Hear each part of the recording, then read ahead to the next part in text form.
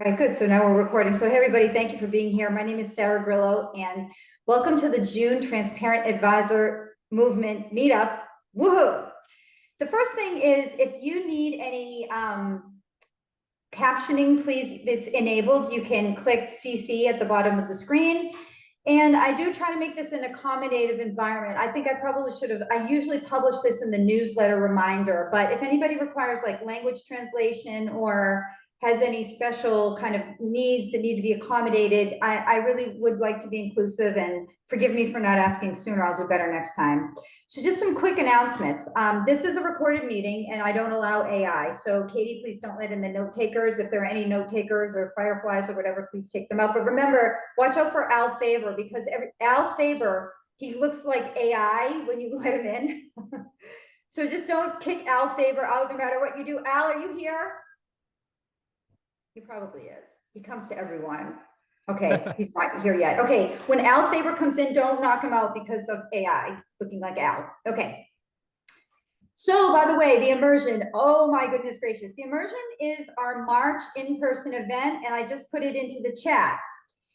Visit theimmersion.com. Now, this is an event focused on transparency. It's a flat fee advisor, advice only, and hourly in-person meetup.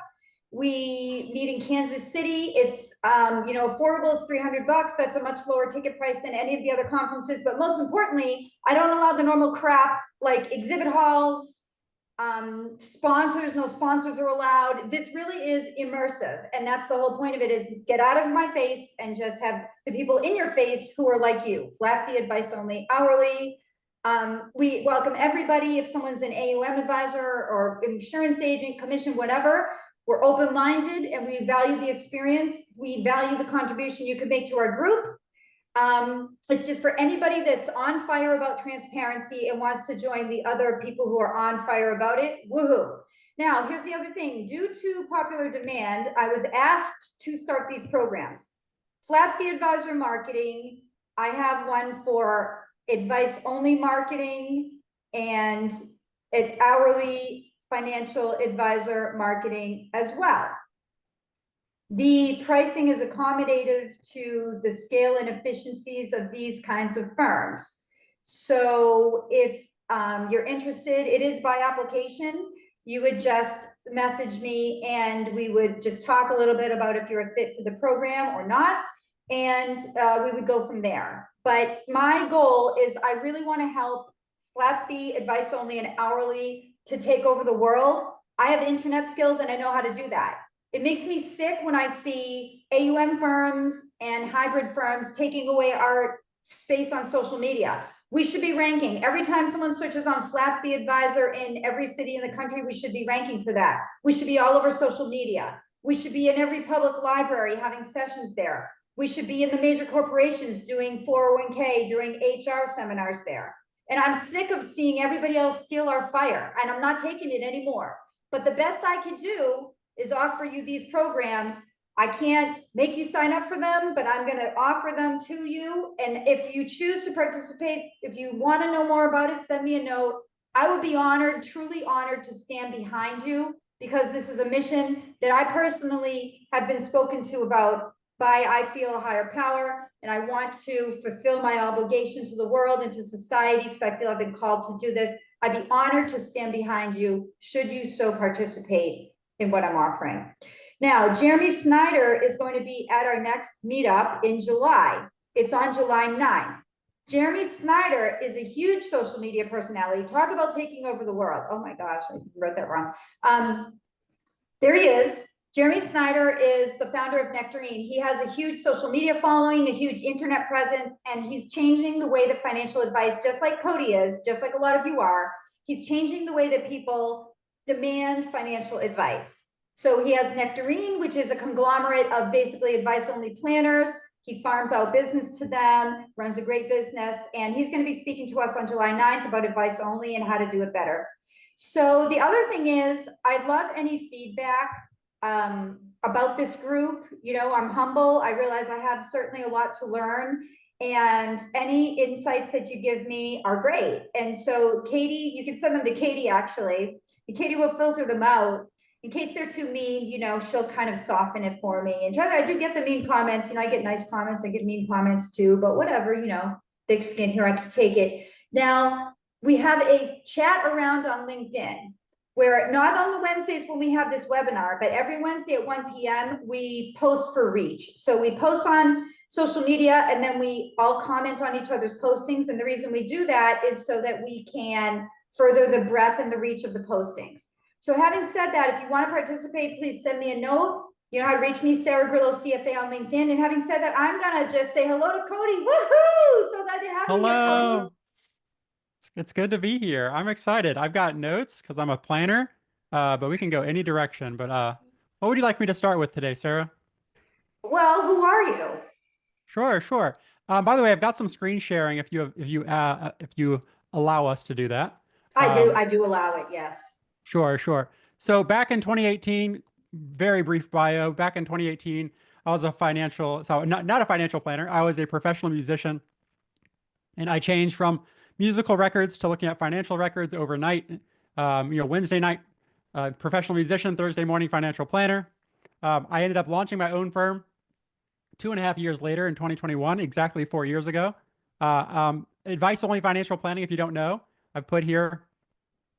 I consider this personalized guidance to help clients make their own well-informed financial decisions, especially those with what I call the time, the temperament, and the talent to manage their own investments, which is really the ability to click the buttons on the screen with or without my assistance. So on social media, I know we posted, part of this conversation is how to demonstrate the value of advice-only financial planning, including how to show our work to the public, not just talk about it. I'm sure, Sarah, you too, on social media, we like talking about how valuable we are. We like posting, look at all the differences I make and look how awesome my tools and strategies and tactics are. But we're always saying how valuable it is from our perspective, right? Which if you go to the Ford dealership and you ask for transportation advice, they're probably going to sell you a Ford truck. So what's the difference between us on social media saying, look how great my business is. I'm the perfect business partner. I'm the perfect financial advisor for you. It's really helpful moving forward with transparency, the core value of transparency, the core values of transparency and generosity to start showing the public what financial planning looks and feels like in real life, but not just from our perspective, but from the client's perspective. And Sarah, before I go in, I've got 3 actual client clips, real financial planning clients saying how valuable this process is. Anything to add there before I show those quick clips? No, I think this is awesome. So everybody, do you have a question for Cody before he jumps in? And I'll be here all day, all hour, I mean. Cody, I would love, well, first of all, thank you for being here. I emailed you a couple months ago and you were very gracious and emailed me back, had a question, so thank you. At some point, not right now necessarily, would love to hear about you said you had 3 businesses, so maybe a quick on the 3 businesses. And then as far as your planning business that you work with clients, what that look like, the demographics, Cool. New clients, or you have retained clients stick with you, that kind of stuff. Cool. Yeah, I'll actually start with that. So I own the Measure Twice, with the trademark brand. The first company I started with was Measure Twice Money, which was actually an educational blog initially for educating the public as I learned and tightened my own screws of knowledge for the CFP designation a few years ago. That ended up through social media, I was able to launch my firm at full capacity from day one, which was serving 22 clients a year. That business required about 10 hours a week. Revenue is about 150,000. And no phone in my business. I wanted to build that very intentionally to serve DIY investors. So with advice only financial planning on the path to early retirement within 5 years, kind of the anti-advisor community of the FIRE movement. So I launched that with 22 clients back in 2021. At this point, I've actually reduced that capacity. I'm only serving 10 to 12 clients per year, only serving clients that come back again who I've already worked with. So if you go to my website, measuretwicefinancial.com, my firm website, if you go to work with Cody, it has a very bold statement saying, hey, I'm no longer accepting new client relationships, but it's still important, right, that you work with a financial planner who aligns with your mutual expectations. So I send even on my firm website, I now send every prospective client to Advice Only Network to find people similar to me, whether it's hourly, project-based, or ongoing, advice only. And the third company is actually my biggest now, which I launched in 2022, which is Measure Twice Planners, which is with the core values of transparency, generosity, and curiosity. It's an educational community for financial advisors who want to become better financial planners, whether they're aspiring, like brand new, or we have Skip, like we've got people who've been in the business for much longer than I have with great expertise. We now have 85 hours of educational content, 800 hours of experience toward the CFP designation, and we also have over 50 CE credits for CFP professionals, including the 2 hours of ethics. So glad to go into more detail on that. But really, those are the three businesses. In terms of my time, I spend about 10 hours a week on Measure Twice Planners, which is the educational community for advisors. 5 hours a week on financial planning for the one-on-one financial planning, which I still love, but limit that capacity. And then another, actually, most of my time right now is spent, I'm writing a book with Sean Mullaney, I know, who's been around these parts. So we're actually working on a book called Tax Planning to and Through Early Retirement, which we'll be releasing as soon as they sign whatever the bill is, whether it's the big, beautiful bill or the small, less pretty bill, whatever it ends up being. So we're excited to really launch that out, that book at the end of this year. And then I know I'm kind of like the serial entrepreneur at this point, always looking forward to that next big project. So I'm going to go ahead and share just 3 clips of real examples of real clients who have given me full permission to share, with anybody I want, these clips, including full financial planning client meetings. So I'll share these briefly before we jump in. I'll Cody, start do first. you Go ahead. record your client meetings? Yeah, I do. So, well, let me say, so I record all client meetings with every client, and I send them the link to download that meeting afterward, because there's nothing, if I said it during the meeting, there's nothing to hide moving forward, right? I don't use AI. I just use like Zoom recording, send them a link to that recording afterward. I record on my computer rather than the cloud, and then upload to Drive and send them a link. And it's a little inefficient, but it's very effective. But this is specifically clients where when they first became clients, they signed 2 agreements. They signed one with Measure Twice Financial, my firm, with the regulatory ADV and all that brochure.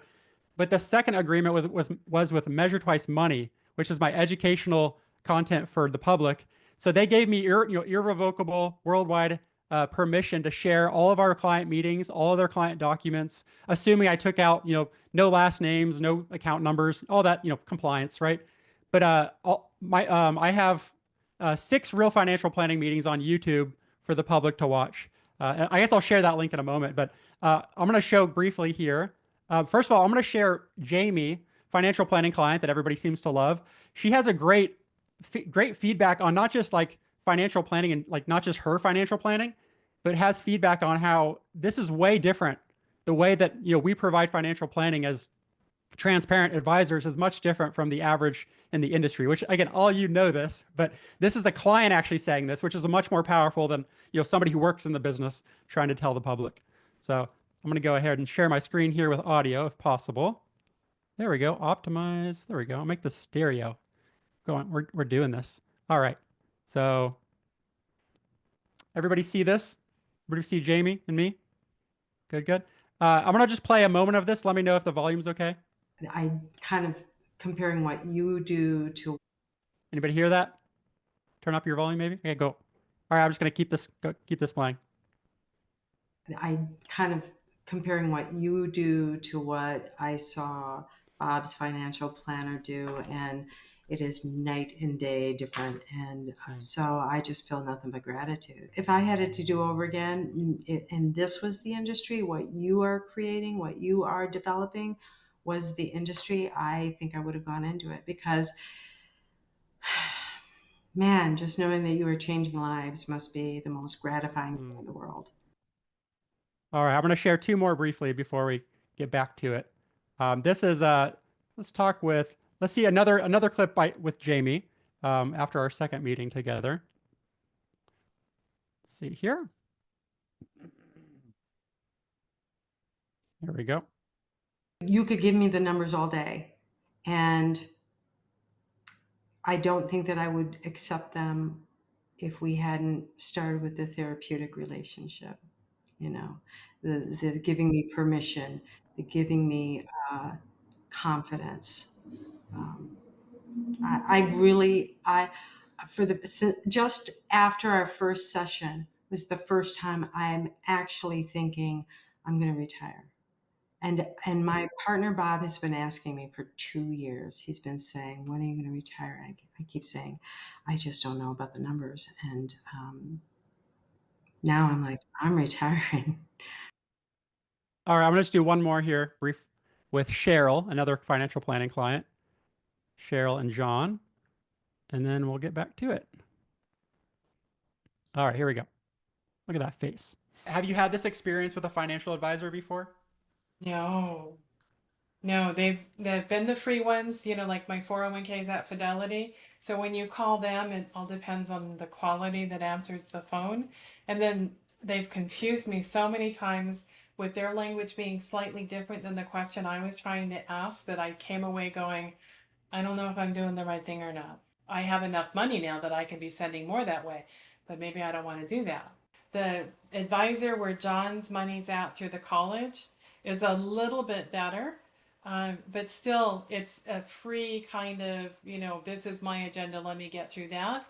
And his 1+% guy that he was with for decades was useless.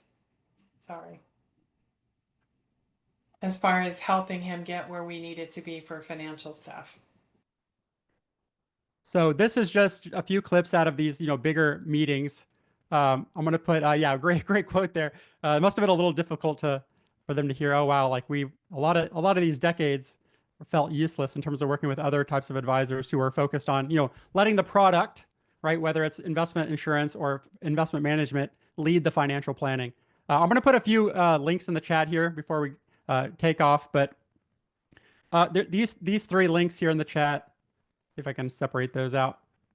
The first one is a link to my entire financial planning process is on YouTube. It doesn't include like the downloadable templates and tools, but transparently sharing not just financial planning, but sharing literally how I do what I do in my business, so that even if somebody doesn't hire me as their financial planner, they can gain the clarity and confidence to do it themselves. Because ultimately, I'm teaching the man and woman to fish, right? Not trying to say that it's impossible to be successful without my help implementing with you.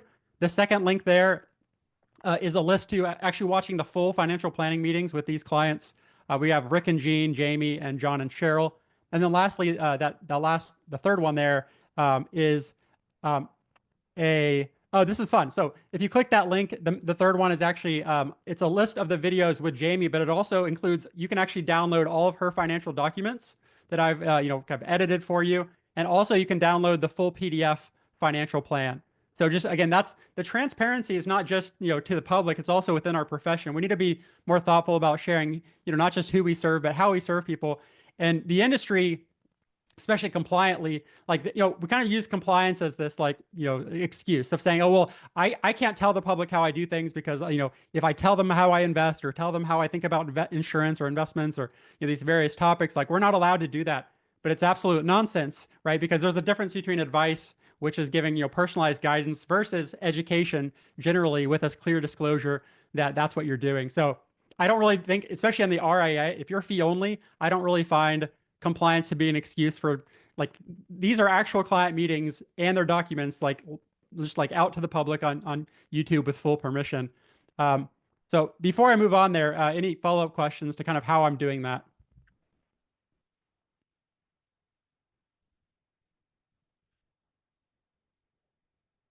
Hey, Cody, I have a quick question on your entrepreneurial side. Have you ever thought of white labeling your create your own financial plan series of videos to other advisors that might be able to incorporate it into what they're doing?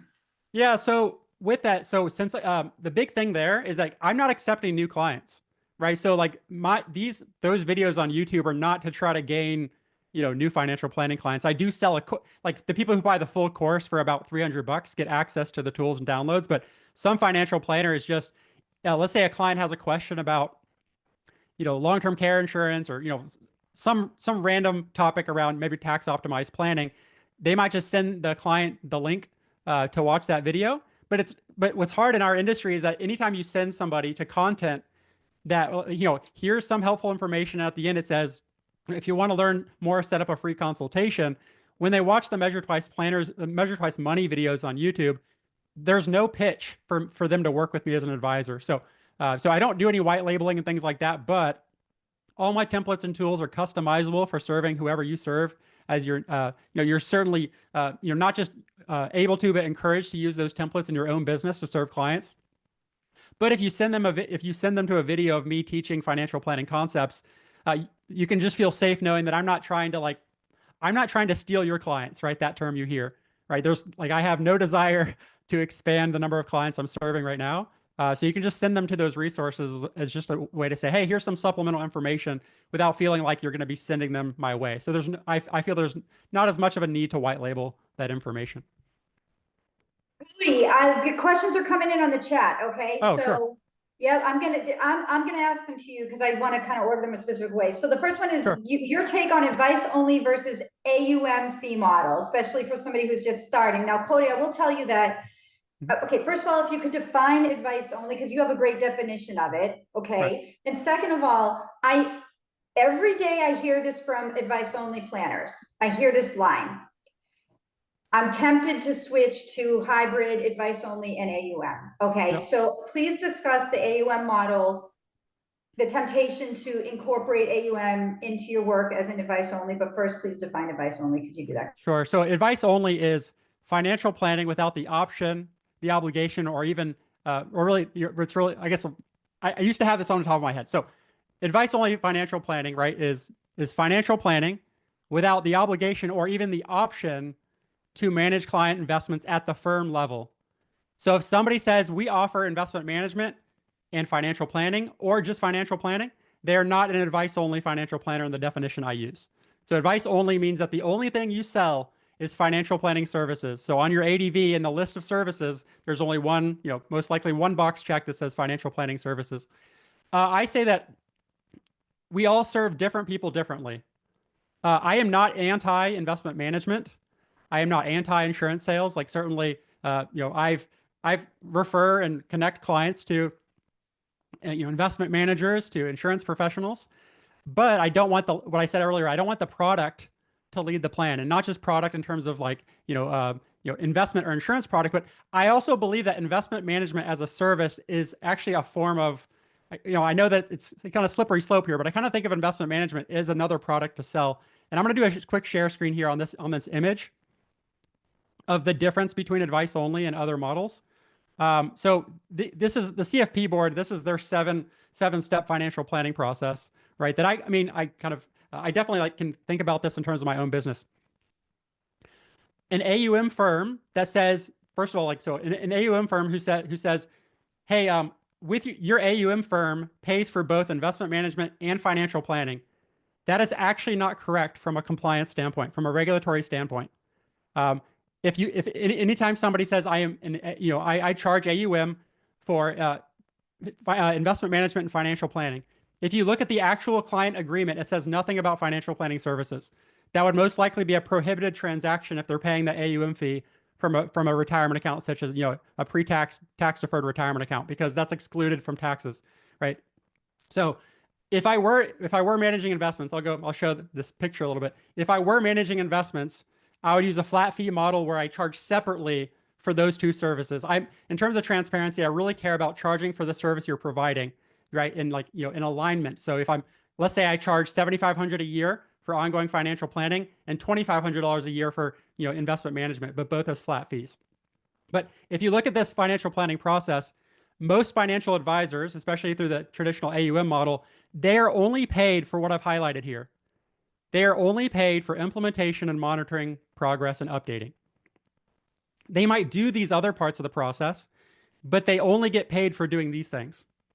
An advice-only financial planner gets paid for every part of this process, right? So, and first of all, kind of ironically, they definitely, advice-only financial planners, we definitely do steps 1 through 5. And then 6 and 7 are really up to the client if they'd like our assistance with implementing and monitoring over time. So whether it's hourly, project-based, or ongoing, I help clients with every part of this process, and their fee pays for every part. I don't do 1 through 5 for free and then hope they pay me by helping them with number 6. So that's kind of how I think about the difference between advice only which if I were to say advice only has a different name, it's just the term financial planning, right? Advice only financial planner, it just says the only thing I do is financial planning. I can help you implement. That's a big little sidebar here. Is it's a big misconception that we just present recommendations and then good luck. What happens with most clients I serve and other advice only planners is that we also help them implement and sometimes even monitor and update their financial plan over time. So the implementation just means we're on a share screen and they're clicking the buttons, they're making the trades, but I'm telling them which trades to make and how much and all those things. But all they're clicking the buttons on their, their app of choice or their custodian of choice. But I really love the idea of doing the entire financial planning process and getting paid for every part of it, because I think that as Aubrey Williams here knows, right, the data organization, data gathering, this process of number one and number two, those are the most undervalued part of the financial planning process. And probably 90% of financial advisors give that part away for free, which, by the way, if you're giving something away for free, how much time and energy are you going to spend in that area, right? So since I'm getting paid for the entire process, I try not to cut corners. I don't try to skip straight from, meeting the client to giving them recommendations, to try to make sure, hey, I need to get paid at some point. They pay half up front, half before number one, and half at the end of 7 in my 3-month financial planning process with clients. So a lot of air there from Cody, but open for follow-up questions.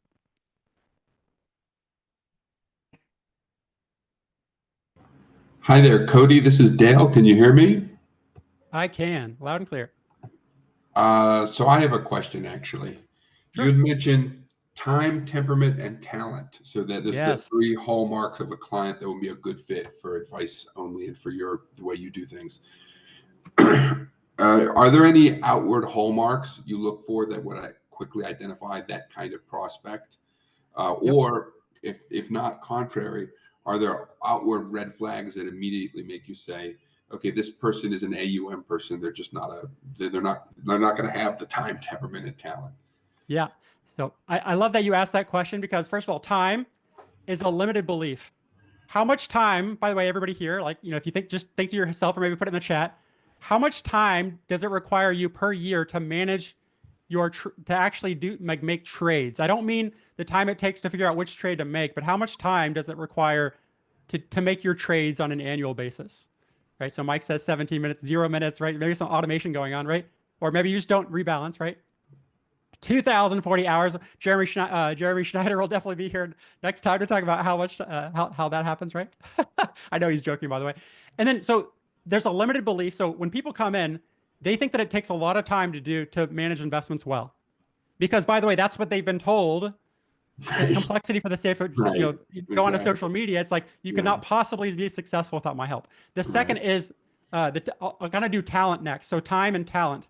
How much talent does it require to log into Fidelity, right? Type in, the ticker you're going to buy or sell. And by the way, Jeremy Schneider literally has a super cheap video course on how to do that step by step, right? On how to buy index funds, for example. How much time and talent does it really require? Those are both limited beliefs. So kind of the first thing I seek to understand is understanding how much education does the client have to start. By the way, most clients I serve have more technical knowledge than most financial advisors. A lot of them read Kitsis articles. A lot of them, they're listening to the Choose FI and Kitsis podcast and things.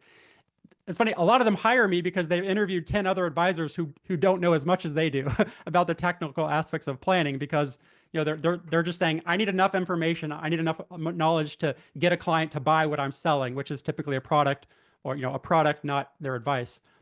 So the red flags, I would say, really comes from, I only provide project-based financial planning.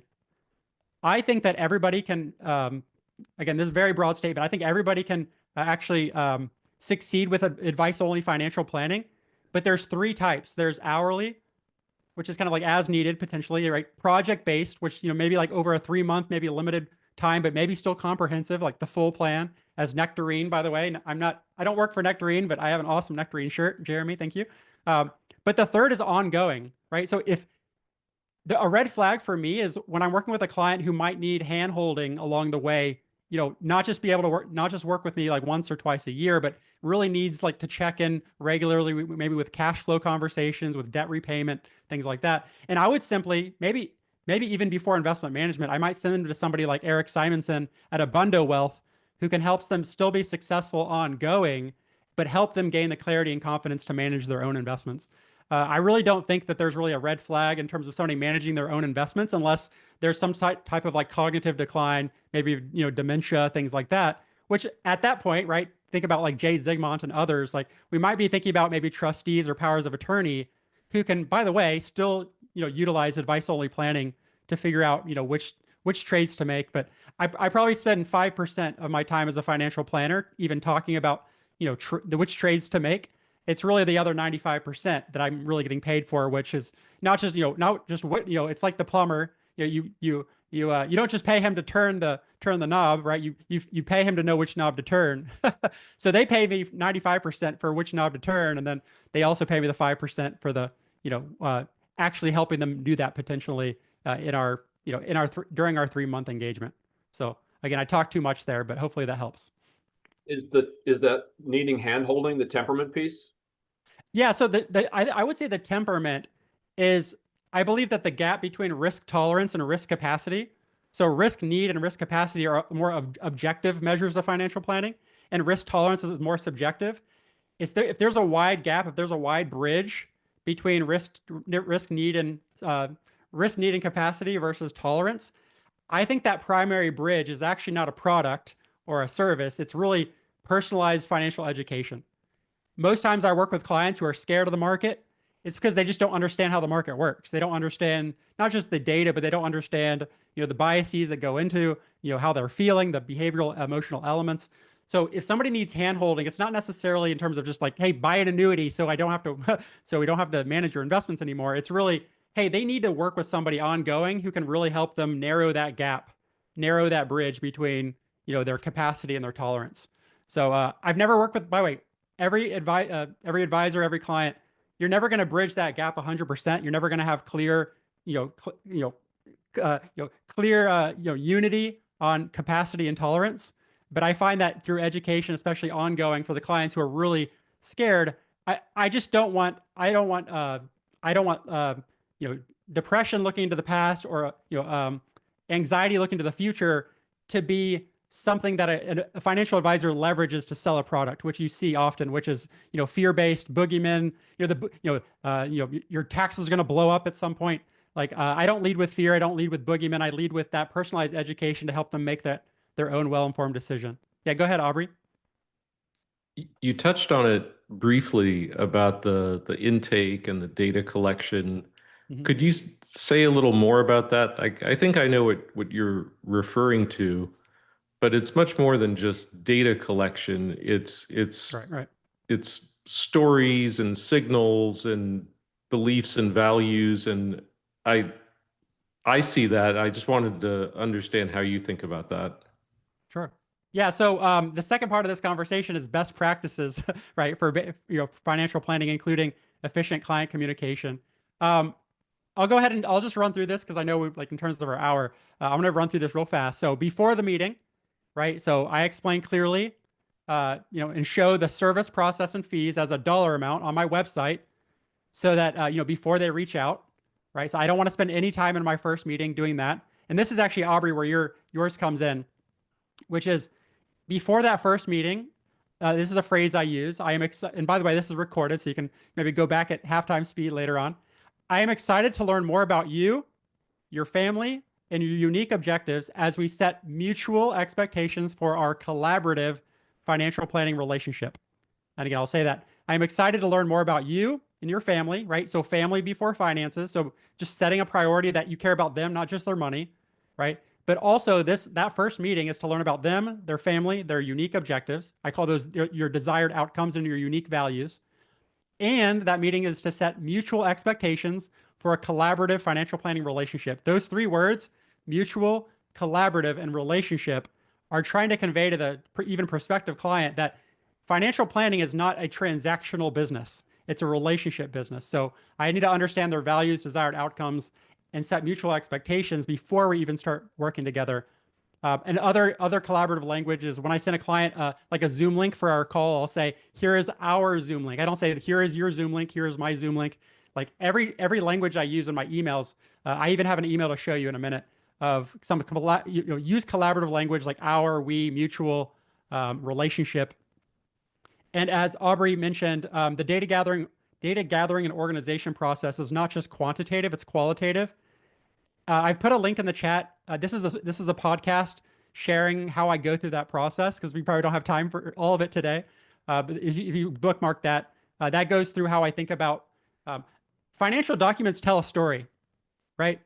Financial documents aren't just like pieces of black and white information to like put from a document into the financial planning software. It really tells a story about the people we serve, including some of the things they're not going to tell us right away when we first meet with them. So just ending here with my little agenda. So during the meeting, right, start the financial planning process from your first conversation, right, for your first communication. So treat the first call. So my intro call to becoming a client has 100% success rate, which I was like, I got to make sure that's actually right. But I actually looked and that actually is the case. But it's not because I did something fancy. I didn't have some fancy sales tactic to get them to have an urgency, right? I treat the intro call, even the first one I have with a prospective client, as if they're already a client. So I say that's not the place to introduce your service, process, and fee, right? Those were already on the website. You've already told them about those things before they became prospective client, right? And then, so again, I spend that whole first conversation just learning about them and their family with genuine curiosity, right? By the end of that meeting, the only thing I have to ask is, hey, would you like to continue this conversation with a collaborative financial planning relationship? And maybe it's like a what is it called? Maybe it's like a sunk cost fallacy type of thing where they feel like, well, I've already told Cody a third of what we're gonna. I've already told him a third about what I care about. Maybe might as well continue this conversation, right? It's not a bait and switch. It's just that when you show up and care about them, not just their money, they're like, this feels different. Like the thing with Jamie, like when they realize, hey, this is a relationship, not just a transaction. This is way different than what I've seen elsewhere. And maybe they've interviewed other people, and this is the first time that you actually asked about their, you asked about the things in the background. You asked about like, oh wow, I see those. Are those alpacas behind you on that bookshelf? I'd love to learn more about that. Like, hey, I noticed that that Coke machine. Like, what does that mean to you? It seems to be important as you put it on your bookshelf. So really showing genuine curiosity for the person and not just their money, not person over profit, leads to greater follow through. Last thing here is end every meeting with the next meeting on your calendar. Right. So people ask like, well, how do you get clients to show up for the next meeting? I don't use Calendly. I just, after the first conversation with a client, we already have their next calendar. We already have it set. We just spend the last 2 minutes of the conversation setting the next one. And 99% of the time they keep the one that we set together. After the meeting, last thing here, after the meeting, I say, leave breadcrumbs for yourself, right? So send an immediate follow-up email after the meeting, right? So it's a summary of the discussion, but also what I call who did what, how, and why, right? So, kind of like who said or did what, and then how did they do it and why did they do that in alignment with their values and desired outcomes, and plus an opportunity to keep your word as an advisor. I'm going to show you an example of that email in a sec. Before I do that, maybe we can open up to more questions because I talk a lot. Go ahead, Sarah. Yeah, okay, so there's two similar questions that are coming in on the chat. I'm going to ask them together. Sure. What's your vision of success in 3 to 5 years, and how does that model translate to long-term valuation and exit? I can my financial planning firm will die with me, and that's on purpose. I'm sending all clients who are working with me. If something happens to me and I close my business, I'm sending all clients to either Advice Only Network or Nectarine to work with somebody like-minded who I know will really continue to provide advice-only financial planning in their best interest with similar values. The other thing there in terms of where I see myself in 3 to 5 years, pretty similar to what I am now, which is in terms of technician, manager, entrepreneur, which is kind of the E-Myth Michael Gerber book framework. Right now, I'm probably about 50% technician, so like kind of doing the work, creating the videos, working with clients. Probably 10 to 20% manager, like managing process and systems, and the rest is entrepreneurial. So 3 to 5 years from now, I plan to still keep my financial planning firm very low.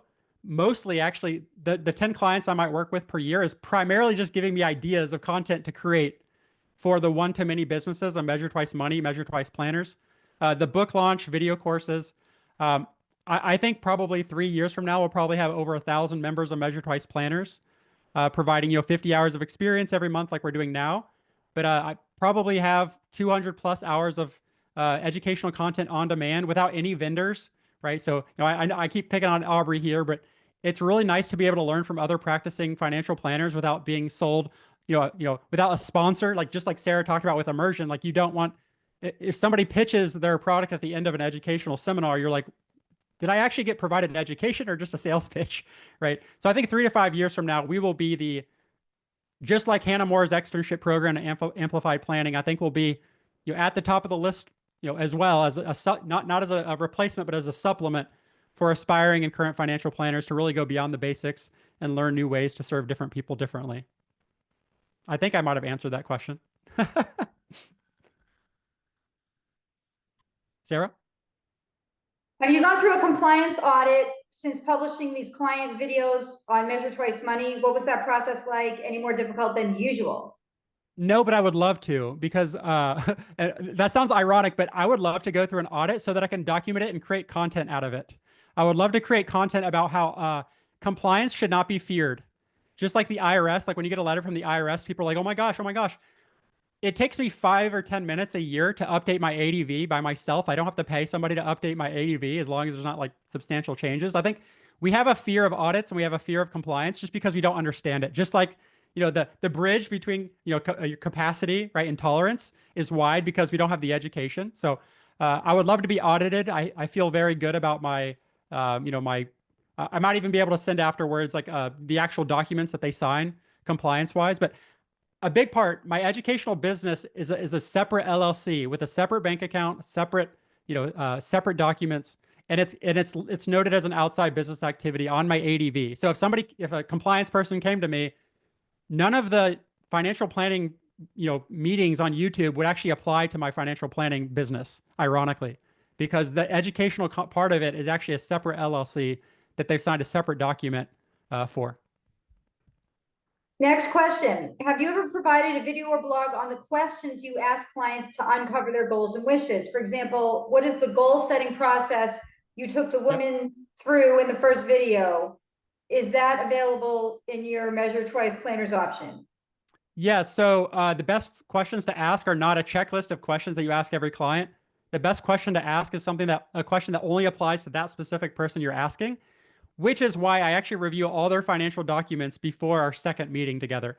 So I always say that by reviewing their financial information, most of the goal setting and things like that just simply come from follow-up questions from the information that I've already found, the stories that their financial documents and information tell me, which is kind of, I know it sounds a little messy to say that, but yeah, I don't have a checklist of questions. Every client gets different questions based on, what they come into the room with.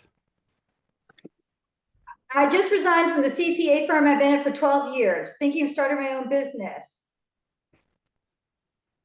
Sorry, I'm paraphrasing here. I've thought about small business and tax planning, maybe doing tax planning for advisors or power planning. I'm not sure where to start. I'm new to this.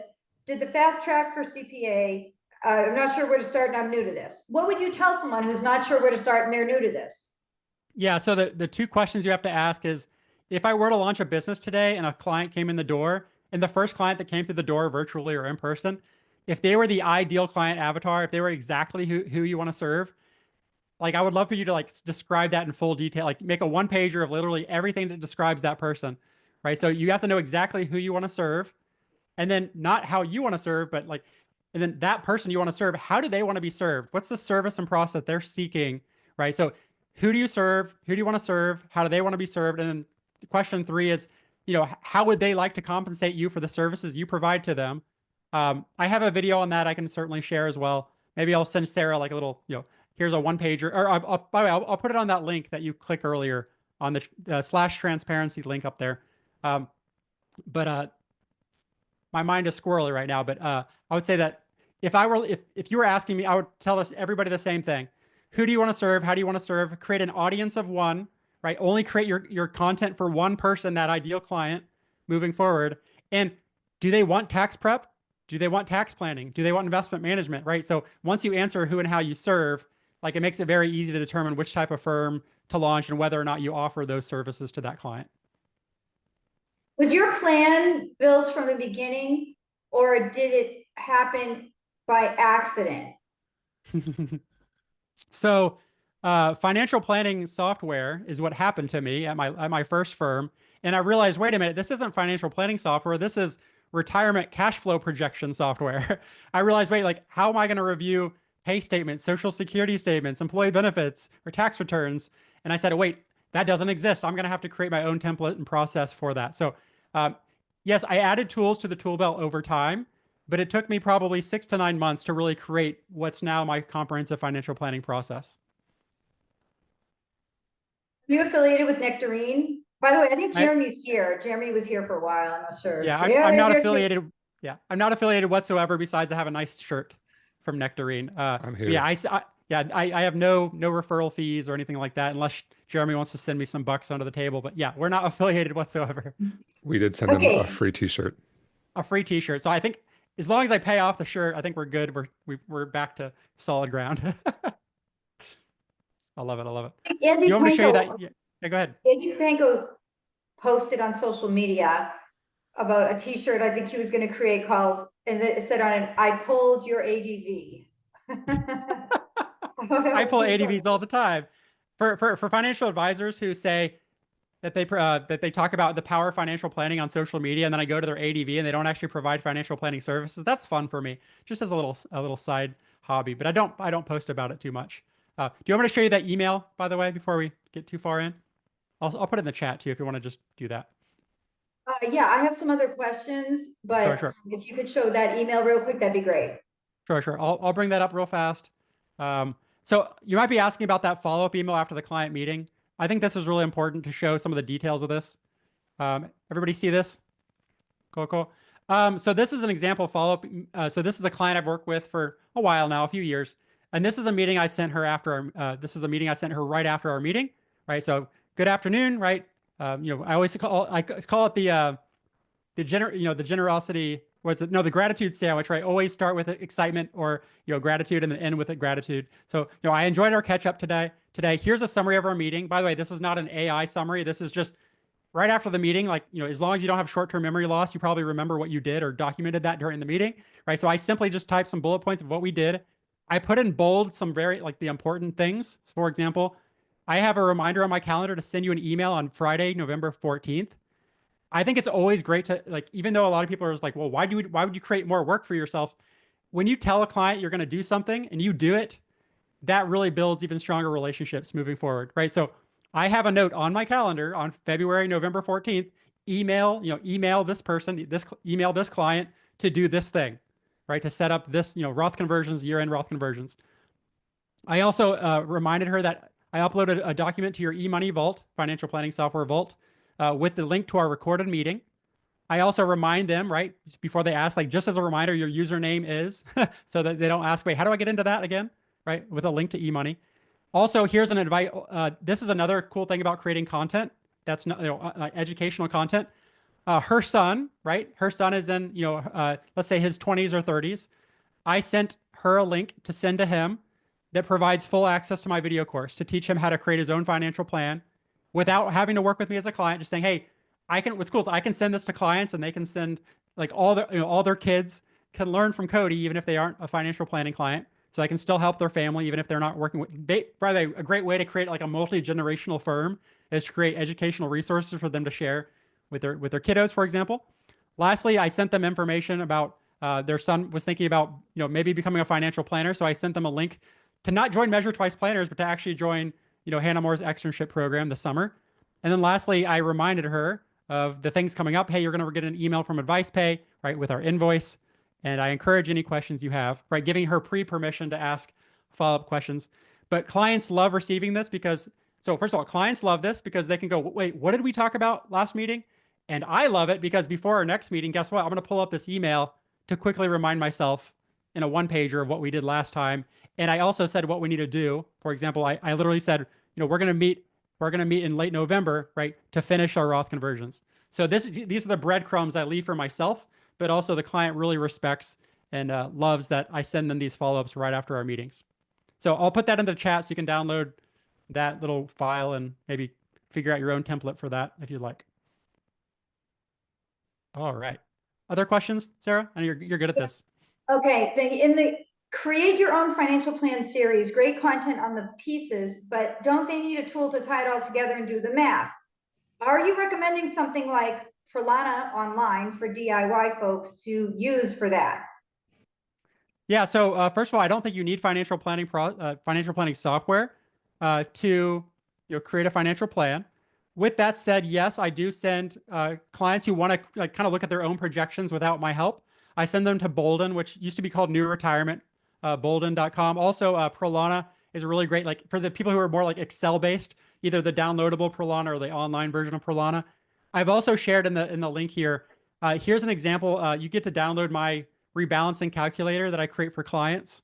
So I also create tools that are customizable for clients to use when they're not working with me. So that's a spreadsheet that you can download, watch the video on how I create a rebalancing calculator for clients who are going to make their own trades even without my help moving forward. So I don't think you need planning software, but yes, I will tell them about Bolden, Prolana, or the kind of the big two that I tell them about. Do the clients you work with have a good handle on their cash flow, or do you teach the basics of daily money management? I am a personal finance coach who partners with financial advisors. Cool. So for part of the data gathering process, as a new advisor, I used to do what most advisors do, which is, hey, just ballpark, how much do you think you spend? But as you know, right, people underestimate how much they spend and overvalue how much their house is worth. So yeah, when I work with clients, they actually upload their budget spreadsheet. If they don't have one, I have them upload the last year of CSV files from their bank and credit card statements. And I help them go through what I call a value-based spending exercise, which is, again, I'm not selling Measure Twice planners, but it's also, you can watch that video of how I do that in Measure Twice as well. Is there a reason you don't use AI, Cody? So I don't use AI as a note taker or to really help me provide advice. I use ChatGPT every day, but primarily to help make sure I'm asking the right questions, not for looking for answers. So I never type in a client situation and say like, hey, like, how do I solve this? I use I use ChatGPT mostly as my copy editor, my business coach, right? My thought partner in my business, more than I use it to like really solve financial planning problems. Do you record all meetings, even if it's not for content purposes, just so Yes. you and your client have a record of the meeting? I do. Yes, I upload that to Google Drive, send them a link in a PDF in their Vault to download that, and then I take it out. Of course, once they download it, I can figure out then at what point, I mean, there's no worry about the extra space. So yeah, those archive videos.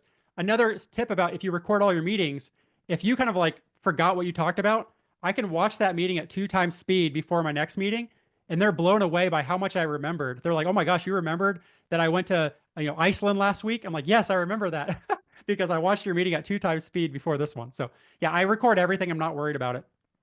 Do you feel there's a compliance or legal risk to recording meetings? No. Maybe my simple answer, but when I get audited, I'll ask that question. Yeah.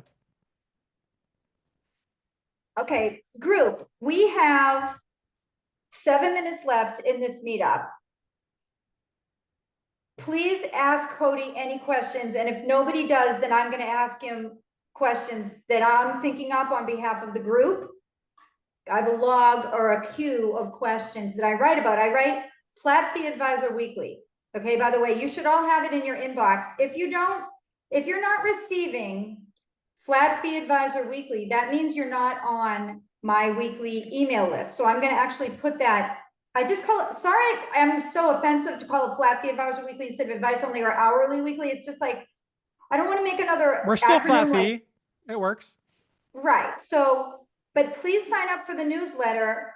It's a free newsletter, and I answer one question about advice only, flat fee, or hourly in the words of the advisors. Like, I'm not just making stuff up and freewheeling. Like, I'm taking stuff that everyone talked about on our meetups and I'm putting it into a newsletter and sending it to you. Okay. So Cody, the questions are coming in on the chat. here. Oh boy, some states require giving people notice if they're being recorded. Oh, they know. It says recording in progress on Zoom. So yeah, they know. Where do you think financial planning fee mix will be in the next 5 years? Hey Steve. In terms of fee mix, I guess, do you mean in terms of like the kind of mix in the industry between like different models, or could you clarify that? Yeah, like I'm curious where you think it is today, right? AUM Sure. versus flat fee, and where you think it'll be in the next 5 years, like the trends. Yeah, I think flat fee is still less than 10% of the industry. Sorry, less than 5% of the industry. I think in the next 5 years, like hopefully we can get to 10. Like I'm not like AUM's going away. I just think that it's up to us, right? Everybody on this call, it's up to us to create public content showing that there are different ways of doing things. Most clients I work with, they said, if I knew this existed, I would have worked with you. Like I would have worked in this model at the very beginning. So the earlier somebody can learn about our model, the better. So yeah, I think in the next 5 years, I think it'll at least double not just the demand, but the supply of advice only and flat fee advisors. But it's we can't expect a big organization like NAPFA, CFP board, FPA, or whatever to spread. Like it's up to us to spread that word. We have to go at scale, and maybe think about maybe you limit your kind of ironically, maybe you limit your business, your one-on-one business, your one-on-one business on purpose, so that you have the time to spend to really educate the future of the profession and build it up the way, be the change you want to see in the world, et cetera. One other thing I wanted to add to that was that the younger planners and advisors are still getting pillaged and poisoned by the toxic powers that be in the insurance and wirehouse industries. So one thing that you could do as financial advisors is to be a mentor and be a guide for them. If anybody needs a mentor, I will generally parse them out to people in this group, but I think it's incumbent upon us as people who are on the right way of things to be knowledgeable about our community. It could be just if every one of us went to a local college and spoke. That could be so impactful. Getting in with local social media, like people who have influence over the younger people who are going into this industry, because we have to break it where the deviation happens. We have to create that new mindset by, I think, taking our talent and showing people you can make a living at this. And even within our profession, don't be afraid to post on social media. Thomas Koppelman is not a completely flat fee advisor, but Thomas Koppelman will say, I've seen this guy post, he makes $100,000 a year as a $100,000 a month. He has posted before on social media, I make $100,000 a month as a financial planner. Okay, so when they see these success stories, it doesn't have to be that, everybody. Somebody making enough money to support their family, whatever that might be, but being happy and having client success and what those successes are and how they got to that success. Share it. Don't keep it a secret. You might not think that you're much of an inspiration. You might not think that it's a big deal, but if you're doing things a different way and it's a positive, then that's an affirmation. And a lot of times you wouldn't believe the doubts that I have. So much of my job here is in not even affirming that it can be done, but getting through the stereotypes and the doubts and the negativity about, I can't get them to pay $5,000 out of pocket. I can't get, it's just Cody is showing you how to do it. I can't get them to come back. People want me to manage AUM. I can't just do the planning and not do AUM, right? So if you show them, if you be the living example, and it doesn't mean that you have to hold yourself out as like, I'm Superman or Superwoman and I'm perfect. Just, hey, I did this, it worked, do it this way instead of how it's normally done. And okay. I'd add onto that, I put in the chat, the biggest issue we have in the transparency movement is we create so much content about what we don't do. We say no commissions, like we don't do this, but we don't spend any of our space telling people, like showing people what we actually do. So they're like, well, it's great that you don't do that bad thing, but you haven't actually like the second half of the phrase, which is what do you do? So even advice only has struggled with this idea. It's like, well, advice is the only thing you do and all that thing. But yeah, like, losers talk about winners and winners talk about winning. I think that we need to really think about, if you're going to create content about how you do things, how you don't like how it's done, make sure that post also includes how it can be done differently, successfully, scalable, profitable, especially if you're talking to other advisors who just think you're mad about the way the world is, but you don't have any solutions yourself. That's something I had to learn because from somebody who used to be a lot more provocative on social media. Yeah, I mean, I think we're all at that phase. You know what I'm saying? That Yeah. we kind of, there was a lot of fire about this, and I think a lot of us have moved on to the mindset of, okay, well, we've gotten their attention. We've gotten the attention of the industry, right? So now we have to show them the better way, because a lot of the people that are the insurance agents, that are in the wirehouses, that even the AUM advisors, a lot of them agree with this. But they just say, look, I have a wife and kids. I can't go home and tell my wife that instead of making $1 million a year, that we're going to now have to like not go to Disneyland with her parents, you know, like we have to show them now. I think, you know, and like not and focus less on the disgracefulness of it, but more like what the grace is. So people are going to start exiting. We have more questions in the queue if you can all stay on. If you can't, please. Okay, if you cannot, I would ask you all to please register for the immersion. If you would like more of this kind of banter back and forth, these advice, this insights, this is the signature.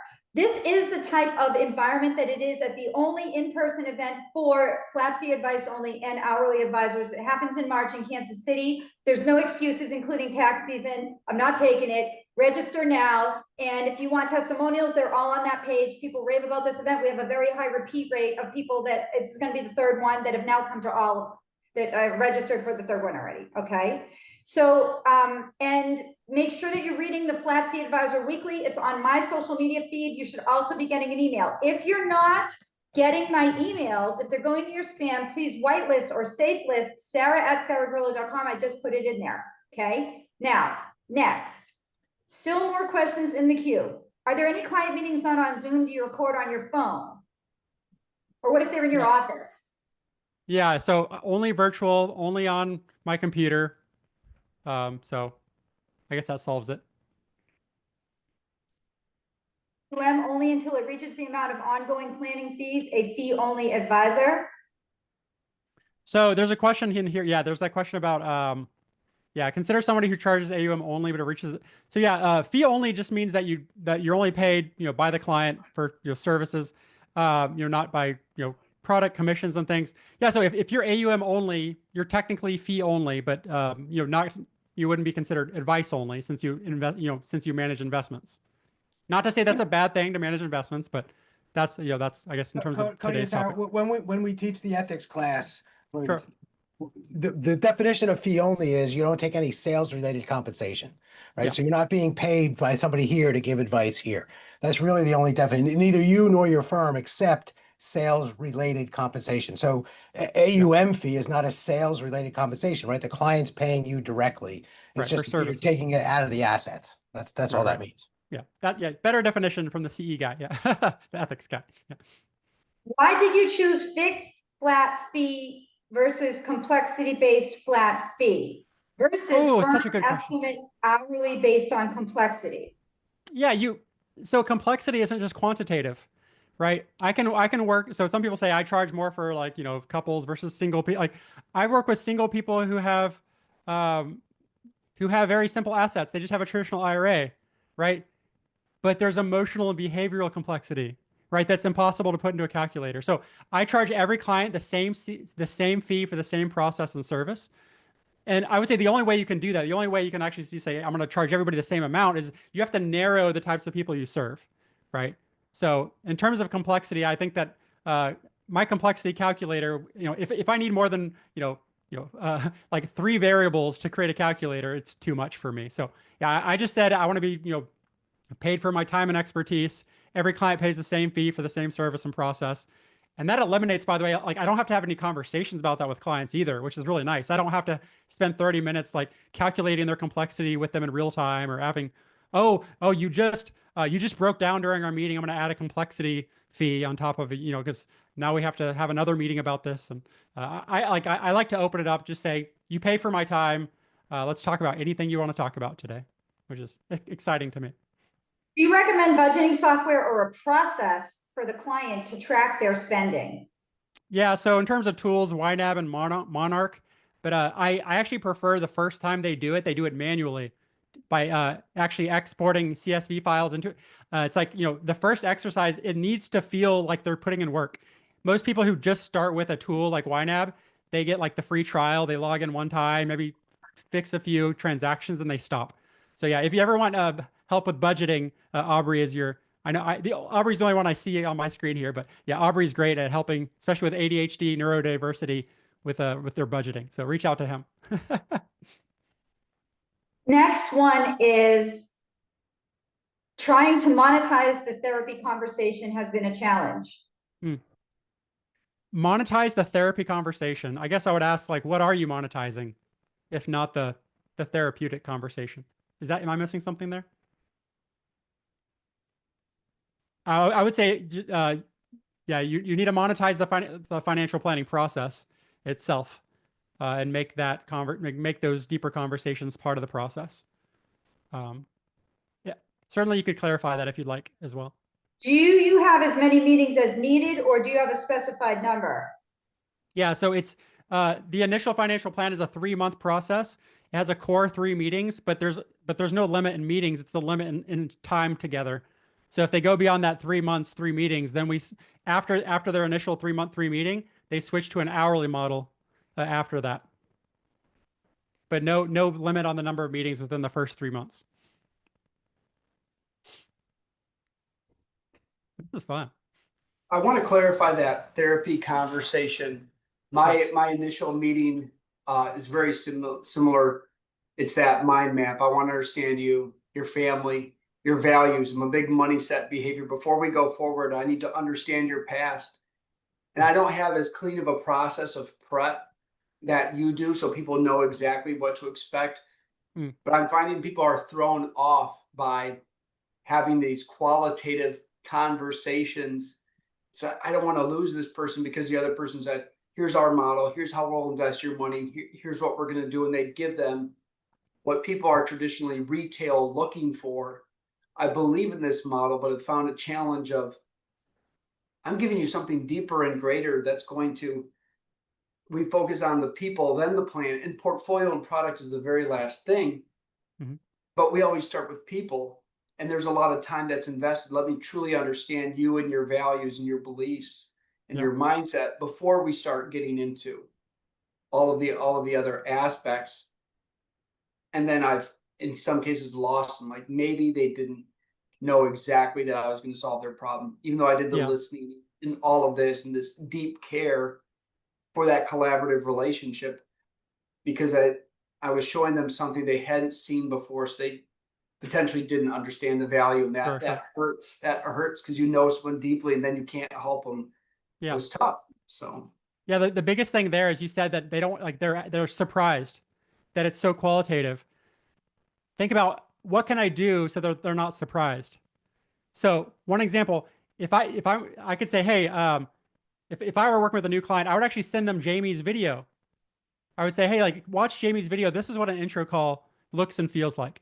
So again, like, sometimes we think, like, I can't do what Cody does, but like, or in your email before the first meeting, say, hey, like, these are the things that we're going to discuss today.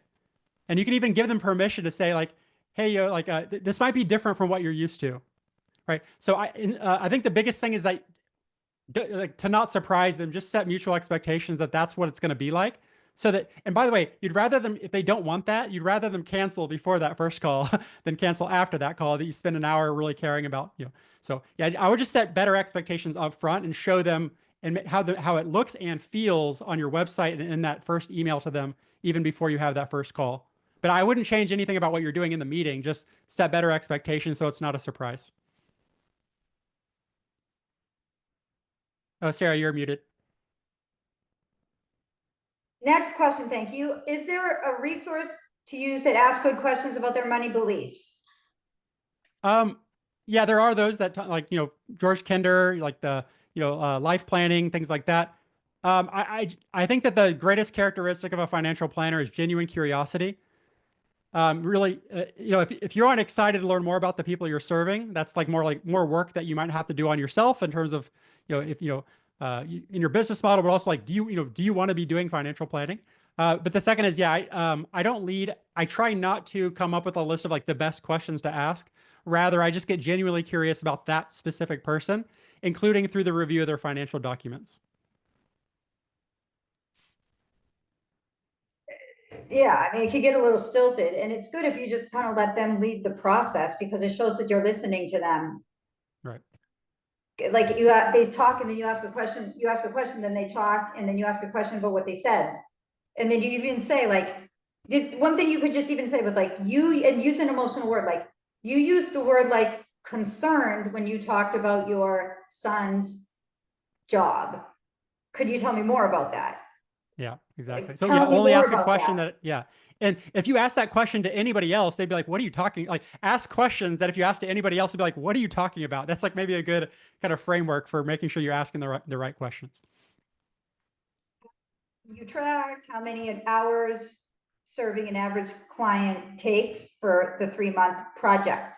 Yeah, 17 to 20 hours, which is actually how I set my fee. 17 to 20 hours times $4.50 an hour, which is 17 hours is $76.50. If I were to accept new clients, they pay $76.50 for the 3 months. Assuming that it would be about a 17-hour process. So yeah, I don't time every financial plan, but I have timed it in the past, and it's always been in that 17 to 20 hour, including time with the client and time, outside of the meetings. How do you command enough value after the first meeting to get them to come back for additional planning? Kind of as I mentioned before, like I treat the prospective intro call as if they're already a client. So they get to know what it looks and feels like to work with me right away. And I would say too that this is a very big caveat that you should know about me is that most clients who reach out to want to work with me, they already feel like they know me way more than I know them. They've probably been following me on social media for like 6 months. They've seen my posts, they've seen my videos. So I've even had it where I show up on a call and they're like, "Oh my gosh, it's really you." Like that probably doesn't happen with a lot of average, kind of quote unquote average industry advisors, but because I'm so intentional about creating content for the public, most prospective clients they're already committed to working with me before we've even met. They already understand my service process and fee from my website. They know how it looks and feels to work with me. So I would say a lot of people don't reach out that I'll never know about because they just, but again, I'd rather spend my time with the people who already really value what they think they're going to get out of this relationship.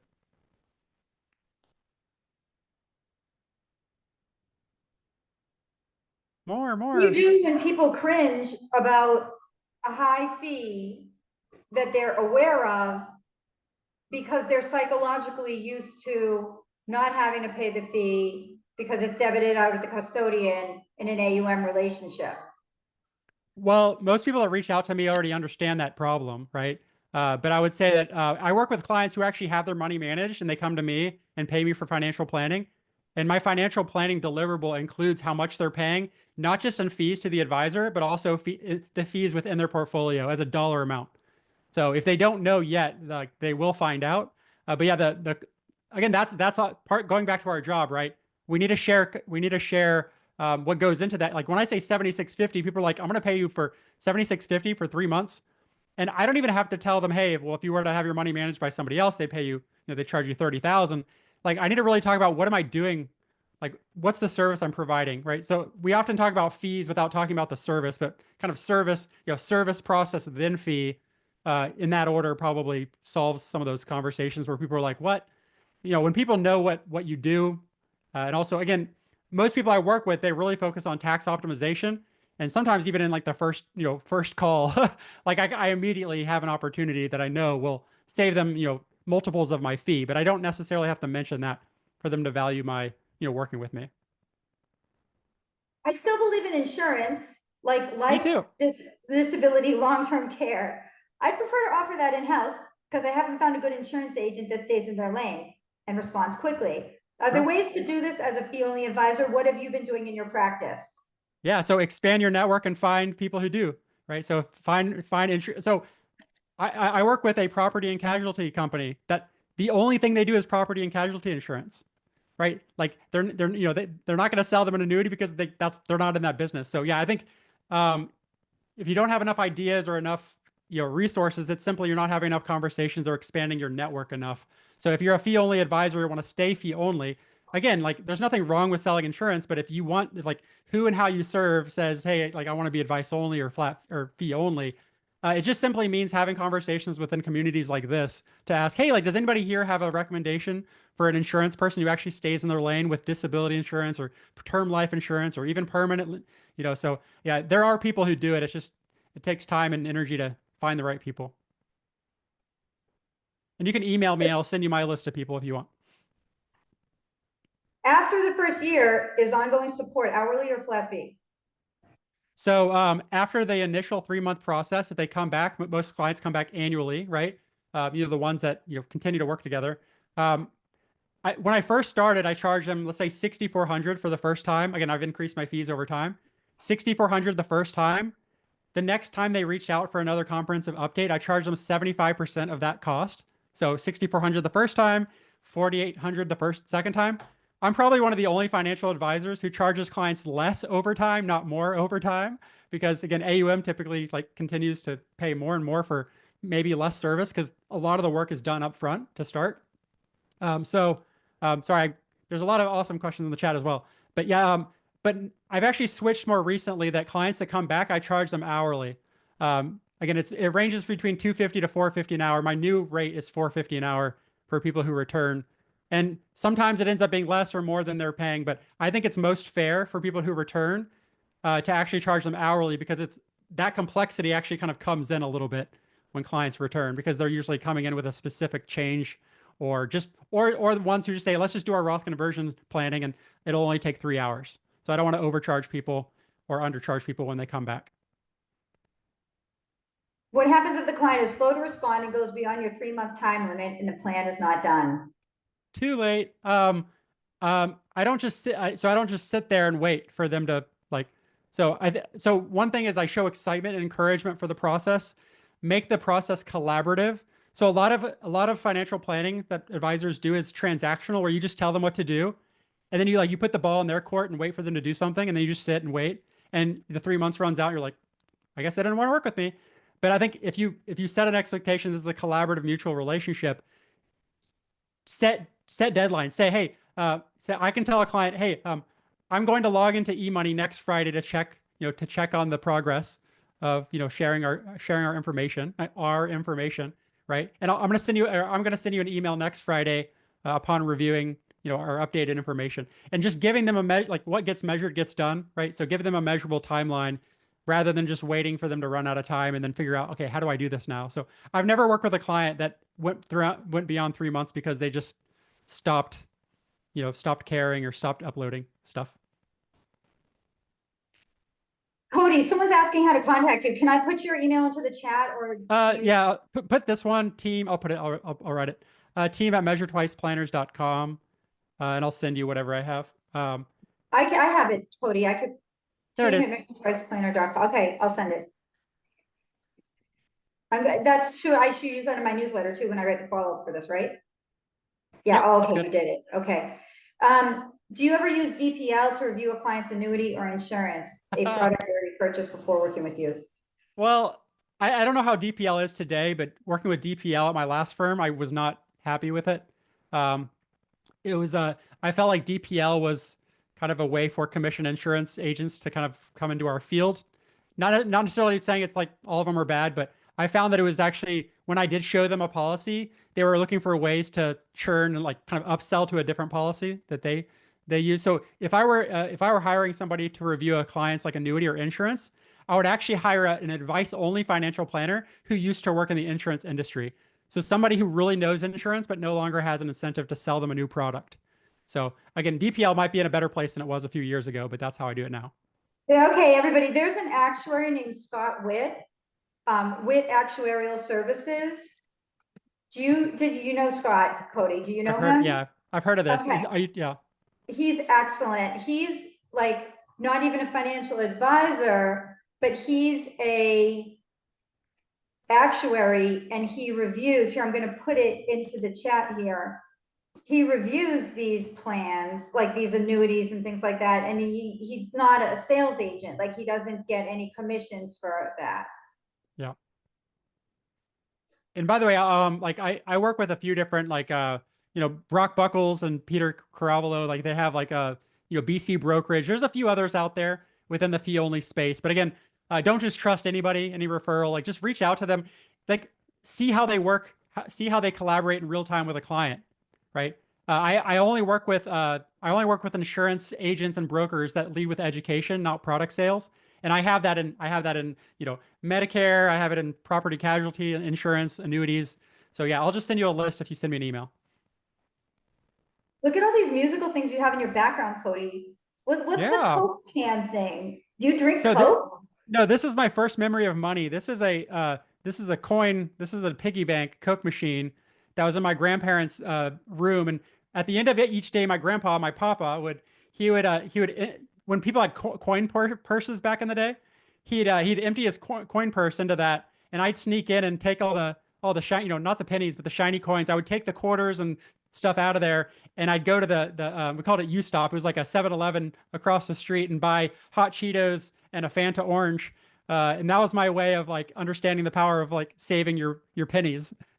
And also definitely anytime I think about spending a lot of money, I think about how much food could that money buy. I have like this mindset of like whenever I pay like $1,000 for something, I'm like, that's 1,000 bean burritos from Taco Bell, right? So like I think about money in terms of food still, but that's my first memory of money. These are my actual toys growing up, and that's a crocheted cheeseburger that my wife made. That each topping is separately crocheted. Each layer of the cheeseburger? Yeah. I'll show you. Oh yeah, well that's how crocheting is. Right, yeah. So it's a great thing for like future child, right? Where you can it's like a Humpty Dumpty, right? It's or whatever the Mr. Potato Head of crocheted cheeseburger. Okay, I'm gonna end the meeting now unless someone else has something to say. And no, we do not have an Etsy for these, but I'm sure somebody else sells them. Yeah, Peter Caravolo is at BC Brokerage. Yeah.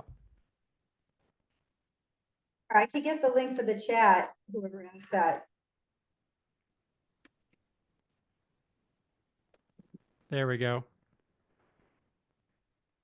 This is fun, everybody. Yes, thank you so much. Hold on. Buy the book when it comes out if you want to learn about tax planning to and through early retirement. It comes out later this year. I'll send you a link. Okay. Thank you, Cody. This was wonderful. Always so grateful. As you could see, Cody definitely embraces the value of generosity. You could see that all that he's done for us. And just he gives so easily. And I think that that's definitely an inspiration for all of us. So thank you, everybody. And please just stay in touch with the community. The answers are within these four walls, everybody. We have enough motivation and we have enough intelligence that we can figure it out if we work together. We might not be a large portion of the industry, but I think that the purity of our mindset is very powerful. And I think if we just stay together and work together, that we could really make a big impact and change things even more than we have. We're already doing it. We just have to continue, and that closer together is what it's about. And that's why I'm having my immersion. So thank you, everybody. Thank you, Cody. I'm ending the meeting now. Bye, everybody.